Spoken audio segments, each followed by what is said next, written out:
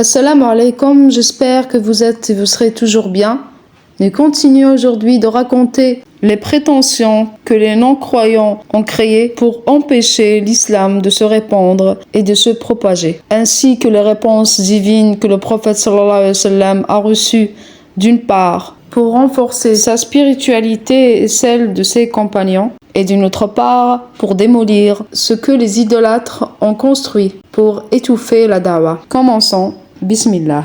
Bien qu'il reconnaissait la véracité du prophète sallallahu alayhi wa sallam, son honnêteté et sa piété exemplaires, il considérait que le rôle de prophète et de messager était trop grandiose pour être confié à un simple être humain.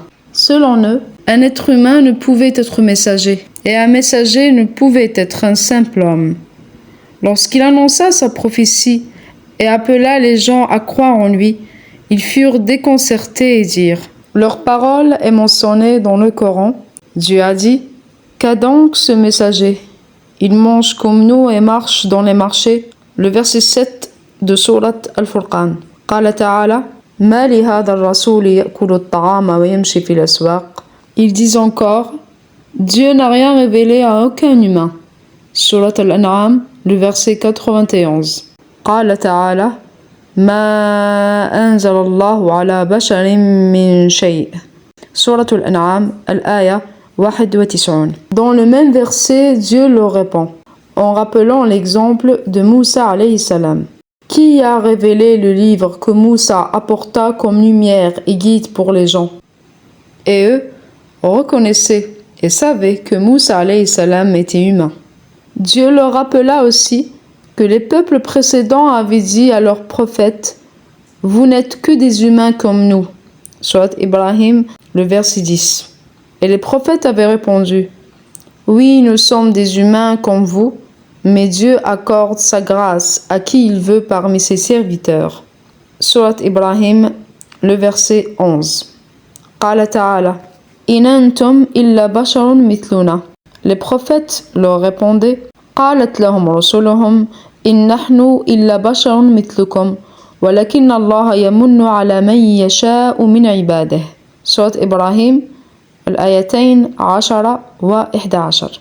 Ainsi, les prophètes et messagers ont toujours été des êtres humains, et il n'y a aucune contradiction entre leur humanité et leur mission prophétique. Ils reconnaissaient que des hommes comme Ibrahim, Ismaïl et Moussa, paix sur eux, étaient des messagers et qu'ils étaient humains. Mais ils disaient: pourquoi Dieu aurait-il confié la mission de prophète à cet orphelin pauvre? Pourquoi aurait-il ignoré les grands notables de la Mecque et de Taïf pour choisir ce modeste homme? Il disait dans le verset 31 de Sourate Az-Zukhruf: pourquoi ce Coran n'a-t-il pas été révélé à un grand homme des deux cités, la Mecque ou Taïf? Qala ta'ala: لولا نزل هذا القرآن على رجل من القريتين عظيم. Al-Aya 31 min Surat Az-Zukhruf. Dieu leur répond dans le verset suivant: est-ce eux qui distribuent la miséricorde de ton Seigneur? Qala ta'ala: ahum yaqsimuna rahmata rabbik. Le Coran soulignait que la prophétie est une grâce de Dieu et que lui seul sait à qui l'accorder. Comme le souligne le verset suivant: Dieu sait mieux où placer son message. Surat Al-An'am, le verset 124.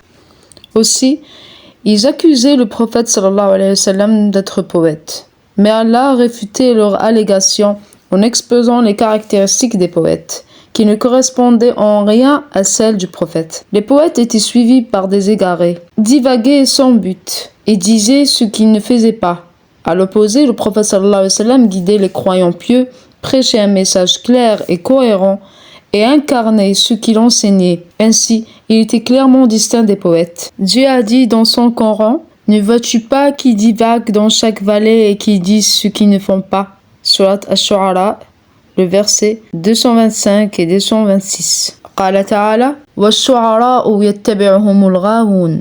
Alam tara annahum fi kulli wadin yahimun wa annahum yaquluna ma la yaf'alun. Quant à leur négation de la résurrection après la mort, ils n'avaient pour argument qu'un étonnement et une incompréhension intellectuelle. Ils disaient: quand nous serons morts et devenus poussière et ossements, serons-nous vraiment ressuscités, et les ancêtres également? Surat As-Safa, le verset 16 et le verset 17. Il disait aussi, cela est un retour impossible. Surat Qaf, le verset 3. قال تعالى أإذا متنا وكنا ترابا وعظاما أإنا لمبعوثون أو آباؤنا الأولون وقال أيضا ذلك رجع بعيد. Je mourrai, puis je serai ressuscité, puis rassemblé. Quelle absurdité! Allah leur répondit en les faisant réfléchir sur ce qui se passe dans ce monde. Un oppresseur meurt sans recevoir la rétribution de son oppression, et un opprimé meurt sans obtenir justice contre son oppresseur. De même, une personne pieuse et vertueuse peut mourir avant de recevoir la récompense de ses bonnes actions, tandis qu'un criminel immoral peut mourir avant d'être puni pour ses méfaits. Si aucune résurrection ni aucun jugement n'existait après la mort, les deux groupes seraient égaux.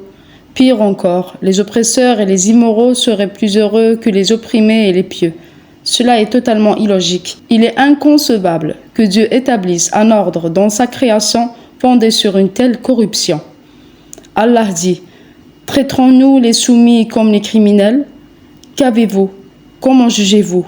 Surat Al-Qalam, les versets 35 et 36. Il dit également, traiterons-nous ceux qui croient et accomplissent de bonnes œuvres comme ceux qui corrompent sur terre?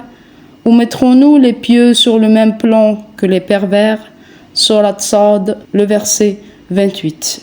Et encore, ceux qui commettent des mauvaises actions pensent-ils que nous les traiterons comme ceux qui croient et accomplissent de bonnes œuvres, également dans leur vie et leur mort? Mauvais est leur jugement. Surat Al-Jathiyah, le verset 21. قال تعالى أفنجعل المجرمين كالمسلمين ما لكم كيف تحكمون وقال أيضا أم نجعل الذين آمنوا وعملوا الصالحات كالمفسدين في الأرض أم نجعل المتقين كالفجار أم حسب الذين اجترحوا السيئات أن نجعلهم كالذين آمنوا وعملوا الصالحات سواء محياهم ومماتهم ساء ما يحكمون. Dans cet épisode, nous avons illustré quelques images des oppressions que le prophète sallallahu alayhi wa sallam et ses compagnons recevaient de la part des non-croyants pour briser l'appel à l'unicité de Dieu. Nous allons continuer dans le prochain épisode.